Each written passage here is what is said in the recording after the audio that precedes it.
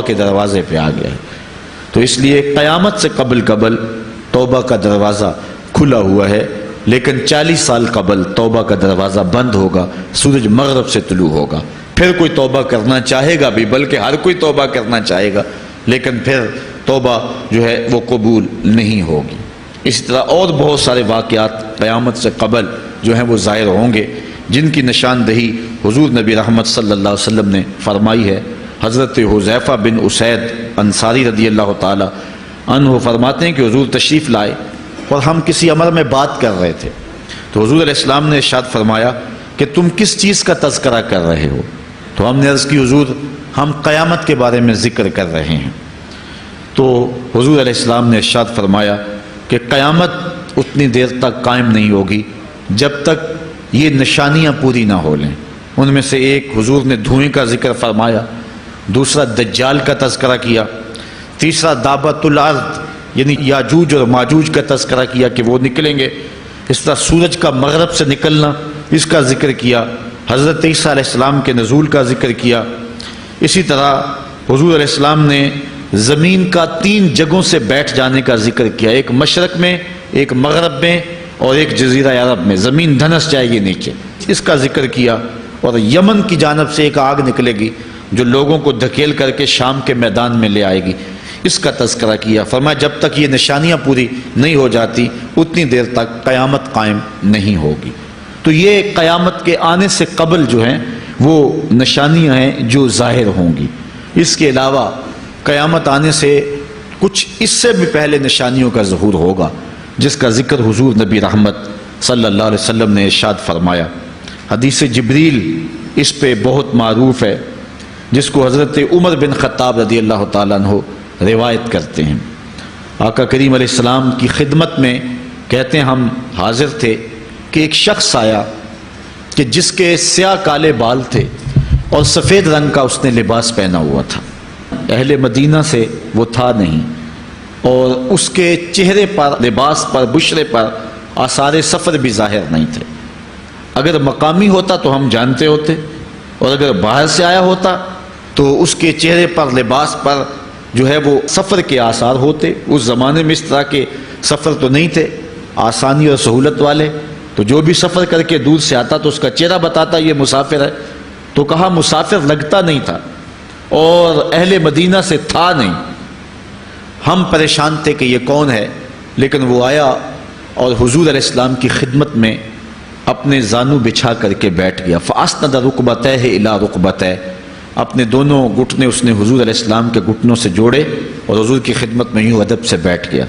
پھر اس نے حضور علیہ السلام سے اسلام کے بارے میں پوچھا، حضور علیہ السلام نے جواب دیا۔ پھر اس نے کہا بالکل آپ نے سچ فرمایا ہے۔ ہم حیران ہوئے، خود ہی سوال کرتا ہے اور خود ہی تصدیق کرتا ہے۔ پھر اس نے حضور سے ایمان کے بارے میں پوچھا، حضور نے کچھ ارشاد فرمایا ایمان یہ ہے، تو اس نے کہا بالکل صدقتا، آپ نے سچ کہا ہے۔ تو ہم پھر حیران ہوئے کہ خود ہی یہ سوال پوچھ رہا ہے اور خود ہی اس کی تائید کر رہا ہے۔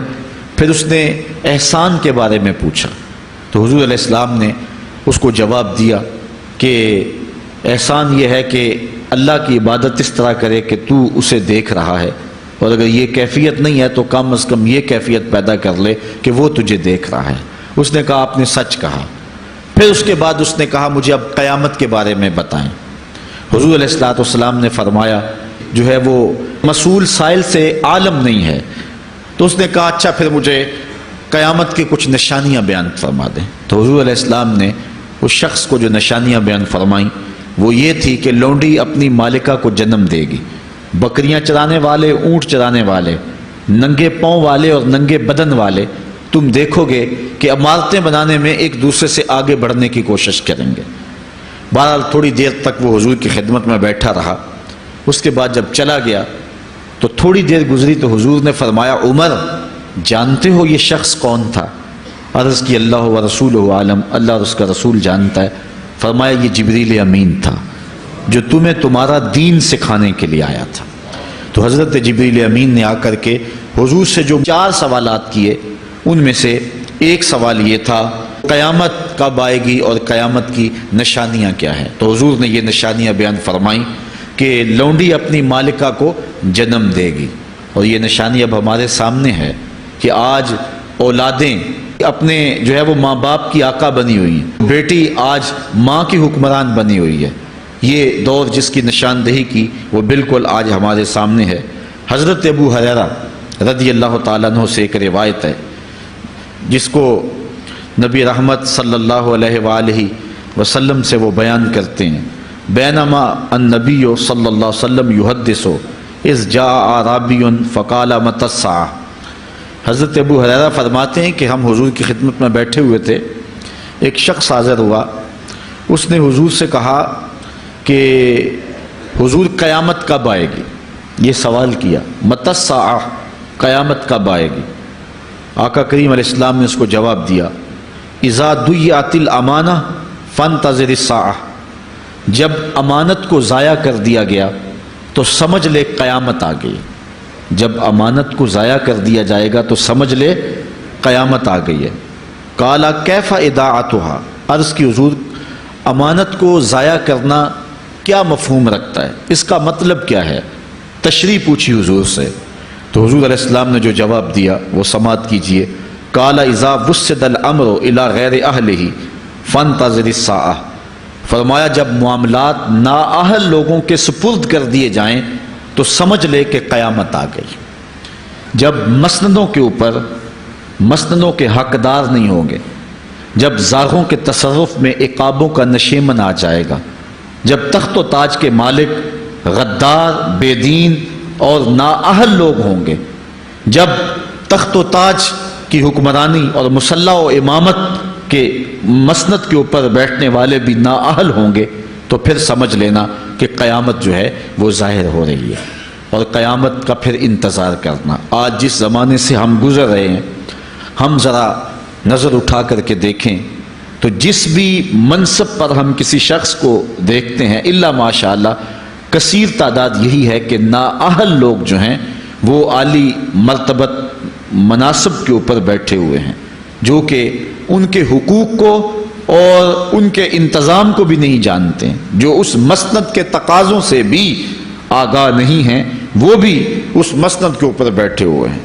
ایک زمانہ تھا، یہ ہمارے بچپن کی کہانی ہے، کہ ایک مرتبہ اسمبلی میں بحث ہوئی آبپاشی کے بارے میں کہ فصلوں تک معقول پانی نہیں پہنچتا اور جو ہے وہ فصل اچھے طریقے سے جو ہے وہ نہیں اگ پا رہی، اور ہمارا ملک زرعی ملک ہے، تو اس کے بارے میں سوچا جائے۔ تو بہرحال اس پہ جب بحث شروع ہوئی تو ایک رکن اسمبلی اٹھا، اس نے کہا کہ پہلی بات تو یہ ہے کہ فصلوں تک پانی پہنچتا ہی نہیں ہے، اور دوسری بات یہ ہے جو پہنچتا بھی ہے وہ بھی راستے میں جو بجلی والے ہیں وہ بجلی نکال لیتے ہیں۔ اب وہ بجلی نکل چکی ہوتی ہے پانی سے، اب وہ خالی پانی جو ہے وہ فصلوں کو کیا کرے گا؟ تو جب نااہل لوگ ایسی مسندوں کے اوپر اور ایسے مناصب کے اوپر بیٹھے ہوئے ہوں گے اور ہم لوگ ان کو منتخب کرتے ہیں، تو پھر آپ قیامت کا انتظار کیجئے، پھر قیامت آنے میں کوئی دیر نہیں ہے۔ تو حضور علیہ السلام نے دو لفظوں کے اندر قیامت کے بارے میں یہ بات ارشاد فرما لی۔ یہ میں نے آپ کو اپنے بچپن کی کہانی سنائی ہے، لیکن اس دور کی کوئی ایک کہانی ہو تو میں آپ کے سامنے رکھوں۔ اس دور میں تو جو عالی مرتبت مناصب کے اوپر بیٹھے ہوئے انہیں سورہ فاتحہ تک نہیں آتی، سورہ اخلاص تک نہیں آتی ہے، تو اب بتاؤ کہ یہ قیامت کے قرب کی علامت ہے کہ نہیں ہے؟ آپ دیکھیں جس تخت پہ بھی، جس تاج پہ بھی، اور جس مسند اور منصب پہ بھی جو موجود ہے، کیا وہ اس کا حق ادا کر سکتا ہے یا اس کی اہلیت رکھتا ہے؟ وہ کیا کسی شاعر نے کہا تھا کہ ہر شاخ پہ الو بیٹھا ہے، انجام گلستاں کیا ہوگا؟ اور رومی نے اپنے زمانے میں کہا تھا کہ سگ وزیرو گرگ میرو موشرا درباں شود این ارکان سلطنت ملک را ویراں شود۔ یہ ایک دردناک کہانی ہے، لیکن قیامت کی نشانیوں کے حوالے سے آپ اس بات کو سمجھیں اور حضور علیہ السلام کے فرمان کی روشنی کے اندر ہم اپنے حالات کا جائزہ لیں۔ حضرت انس رضی اللہ تعالی عنہ سے ایک روایت ہے، کہتے ہیں سمعت رسول اللہ صلی اللہ علیہ وسلم یقولو، میں نے حضور علیہ السلام کو فرماتے ہوئے سنا ہے۔ یہ حضرت انس رضی اللہ تعالیٰ عنہ وہ صحابی ہیں جنہوں نے 10 سال تک حضور کی نوکری کی ہے، اور کہتے ہیں 10 سال میں ایک بار بھی ایسا نہیں ہوا کہ حضور نے مجھے اف بھی کہا ہو۔ کہتے ہیں کبھی ایسا ہوتا کہ میرے ہاتھ سے کوئی برتن ٹوٹ جاتا، ازواج مطہرات جو ہیں وہ اس پہ ناراض ہونے لگتی تو حضور علیہ السلام روک دیتے، فرماتے اسے کچھ نہ کہو، اس برتن کی عمر ہی اتنی لکھی ہوئی تھی، یہ اتنے عرصے کے لیے ہی پیدا کیا گیا تھا۔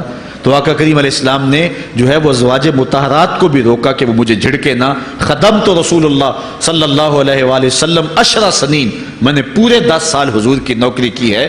بلکہ جب آپ کہیں گے کہ حضور کے خادم کا نام کیا ہے، سارے صحابی حضور کے خادم ہیں، لیکن نام حضرت انس رضی اللہ تعالی عنہ کا آئے گا، یہ حضور علیہ السلام کے خادم خاص ہیں، اور حضور سے بہت ساری باتیں انہوں نے سنی ہیں۔ تو ان باتوں میں سے ایک بات کہتے ہیں، سمیت رسول اللہ صلی اللہ علیہ وسلم یقولو، میں نے رسول کریم صلی اللہ علیہ وسلم کو کہتے ہوئے سنا، ان من اشراط الساعۃ ان یرفع العلم، قیامت کی نشانیوں میں سے ایک نشانی یہ ہے کہ علم اٹھا لیا جائے گا، جہالت پھیل جائے گی، علم اٹھا لیا جائے گا۔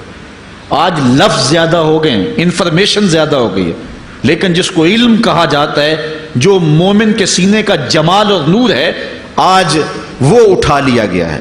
آج لوگ کہتے ہیں جی جتنا علم آج ہے اتنا علم پہلے تو نہیں تھا۔ آج کوئی غزالی دکھاؤ، کوئی رازی دکھاؤ، کوئی رومی دکھاؤ، کوئی احمد بن حنبل جیسا شخص دکھاؤ، کوئی محمد بن حسن شیبانی جیسا شخص دکھاؤ، کوئی امام ابو حنیفہ کے نالین کی خاک جیسا شخص بھی دکھاؤ، تو یہ ایک غلط بات ہے کہ جی پہلے زمانے میں اتنا علم نہیں ہوتا تھا، اب علم بہت زیادہ ہو گیا، جی علم بہت زیادہ پھیل گیا۔ علم نہیں پھیلا ہے، یہ چند معلومات ہیں، انفارمیشن کا دور ہے، اور خبریں ہیں۔ جو علم ہے، جو کہ مومن کے سینے کا جمال ہے اور باطن کا نور ہے، جو زندگی کی راہوں کو اجالتا ہے اور زمانے کو مالک کی دہلیز کے قریب کرتا ہے اور انسان کو انسانیت سکھاتا ہے، وہ علم جو ہے وہ اٹھتا چلا جا رہا ہے۔ اور حضور سے پوچھا گیا کہ حضور علم سینوں سے اچک لیا جائے گا، سینوں سے کھینچ لیا جائے گا؟ فرمایا نہیں، علماء اٹھا لیے جائیں گے۔ جب علماء فوت ہو جائیں گے تو ان کی جگہ اس درجے کے لوگ نہیں آئیں گے، پھر زوال پذیر سلسلے ہوتے چلے جائیں گے، علم اٹھا لیا جائے گا۔ جب سینے علم سے خالی ہو جائیں گے تو پھر قیامت آ جائے گی۔ اس لیے حضور علیہ السلام کا فرمان ہے، کائنات کی ہر شے علماء کی زندگی کی دعائیں مانگتی ہے، حتی الحیتان فی البحر، یہاں تک کہ سمندروں اور دریاؤں کے اندر مچھلیاں بھی علماء کی زندگی کی دعائیں مانگتی ہیں۔ انہیں پتہ ہے علماء ہیں تو کائنات مارز وجود میں آئی تو موجود رہے گی، اگر علماء نہیں ہوں گے تو کائنات جو ہے وہ بالکل قیامت کا شکار ہو جائے گی۔ تو پہلی چیز حضور نے ارشاد فرمایا، ان یرفع العلم، علم اٹھا لیا جائے گا، ویکثر الجہل، اور جہالت عام ہو جائے گی۔ علم کی جگہ جو ہے وہ جہالت عام ہو جائے گی۔ آج علماء نہیں رہے ہیں، آج ہم جو ہے وہ انحصار کرنے لگے ہیں چند ٹیلی ویژن چینلوں پہ، اور اس کا نتیجہ کیا ہے کہ مختلف چینلز کے اوپر بیٹھے بہت سارے لوگ گمراہی پھیلا رہے ہیں۔ یہ ایک الگ داستان ہے، ایک الگ کہانی ہے کہ کس طرح سے علم کا گلا گھونٹا جا رہا ہے اور کس طرح جو ہے وہ لوگوں کو گمراہ کیا جا رہا ہے۔ یہ جہالت کی کثرت ہے۔ اور تیسری بات جو حضور نے ارشاد فرمائی، وَيَكْسُرَ الزِّنَا، زنا عام ہو جائے گا۔ نظر کا زنا یہ تو اس زمانے کے اندر برا رہا ہی نہیں ہے، لوگ اس میں کوئی آر ہی نہیں سمجھتے۔ کسی کی بہن اور بیٹی کو دیکھنا اور اپنی آنکھوں کو شہوات سے بھرنا، یہ بندہ محسوس ہی نہیں کرتا ہے۔ حضور علیہ السلام نے ارشاد فرمایا، من زنا زنیا بہی ولو بہی تان دارہی، جس نے زنا کیا یہ عمل اس کے گھر بھی لوٹے گا، اگرچہ وہ اپنی دیواریں اونچی اونچی کیوں نہیں کر لیتا۔ اگر آج کوئی کسی کی بہن بیٹی پر اپنی نظروں کو غلیظ کرتا ہے تو وہ یہ کیسے کہہ سکتا ہے کہ میری بہن اور میری بیٹی کسی کی گندی نظروں کا شکار نہیں ہوگی؟ یہ مقافات عمل ہیں۔ گندم از گندم بروید جو ز جو، از مقافات عمل غافل مشو۔ اس لیے بدکاری پھیل جائے گی، نظر کی بدکاری اور ہر طرح کی بدکاری، اور یہ اتنا برا اور کبھی کام ہے کہ اللہ تعالیٰ جل شانہ نے قرآن مجید میں اسے کھلی بے حیائی قرار دیا ہے۔ آج میڈیا کے ذریعے، آج انٹرنیٹ کے ذریعے، اور یہ جو موبائل پیکج کی مصیبت نکلی ہے، اس سے معاشرے کا امن خراب ہو گیا اور معاشرے کے اندر حیا کا جوہر جو ہے وہ لوٹ لیا گیا ہے۔ اپنی نسلوں کی حفاظت کریں، ان کے ہاتھوں سے جو ہے وہ ناول چھینیں، اور ان کے ہاتھوں سے جو ہے وہ اس طرح کی مخرب اخلاق سیڈیز چھین لیں اور ان کے ہاتھوں میں اللہ کا قرآن دیں اور رسول کریم علیہ السلام کی احادیث تھمائیں اور ان کو راہ حق کا مسافر بنائیں۔ یہ ذمہ داری ہے والدین کی۔ کل قیامت کے دن ایک عورت 4 مردوں کو جہنم میں لے جائے گی۔ عرض کیا گیا وہ کیسے؟ فرمایا ایک عورت کو حکم ہوگا جہنم کا تو وہ عرض کرے گی مالک میرے باپ کو بلایا جائے۔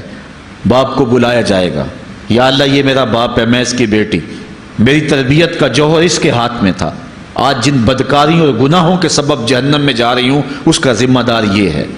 وہ باپ جس نے اپنے بیٹی کو سب کچھ دیا، اپنی اولاد کی تعلیم کے لیے اپنے پلاٹ بیچ دیے، جائیدادیں فروخت کر دیں، نہیں دیا تو دین نہیں دیا، کل قیامت کے دن وہ اللہ کے حضور کیا جواب دے گا؟ ارشاد ہوگا اسے بھی پکڑو، اس کے باپ کو بھی پکڑو، جہنم میں لے جاؤ۔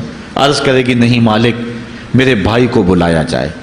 بھائی کو بلایا جائے گا، مالک یہ میرا بھائی ہے، میں اس کی غیرت تھی، میں جن راہوں پہ چل کر کے تیرے عتاب اور تیرے قہر و غضب کی حقدار بنی اس کا ذمہ دار یہ ہے، اگر یہ مجھے روکتا، اپنی آبرو کی حفاظت کرتا، اپنی ناموس کا پہرا دیتا تو میں ان راستوں کی مسافر کیسے بنتی؟ میری خرابی کا ذمہ دار یہ ہے۔ اب وہ بھائی کیا جواب دے گا جو چوکوں اور موڑوں پہ کھڑا ہو کے آنے اور جانے والی بہنوں اور بیٹیوں کو دیکھتا ہے اور یہ سمجھتا ہے کہ میری بہنیں اور میری بیٹیاں گھر میں محفوظ ہیں؟ وہ قیامت کے دن کیا جواب دے گا؟ ارشاد ہوگا اسے بھی پکڑو، اس کے باپ کو بھی پکڑو، بھائی کو بھی پکڑو، جہنم میں لے جاؤ۔ عرض کرے گی نہیں مالک میرے شوہر کو بھی بلایا جائے۔ بلایا جائے گا، مالک یہ میرا شوہر ہے اور میں اس کی بیوی، میری تربیت کا جوہر ماں باپ کے بعد اس کے ہاتھ میں تھا اور اس کے پاس طلاق کی دھمکی ایسی چیز تھی، مجھے جو چاہتا منواتا اور جس انداز میں ڈھالنا چاہتا مجھے ڈھال لیتا، لیکن اس نے مجھے کبھی راہ حق کی طرف نہیں بلایا تھا۔ وہ شوہر کیا جواب دے گا جو خود اپنے دوستوں کو چائے پہ بلا کے اور اپنی بیوی کو سامنے برہنہ منہ بٹھا کے بعد میں اس کے حسن کی داد مانگتا ہو، بتاؤ بھابی کیسی ہے؟ تو وہ کیا جواب دے گا قیامت کے دن؟ ارشاد ہوگا اس کو بھی پکڑو، اس کے باپ کو بھی، اس کے شوہر کو بھی اور اس کے بھائی کو بھی جہنم میں لے جاؤ۔ عرض کرے گی نہیں مالک میرے بیٹے کو بھی بلایا جائے۔ بیٹے کو بلایا جائے گا، مالک یہ میرا بیٹا ہے، میں اس کی ماں ہوں۔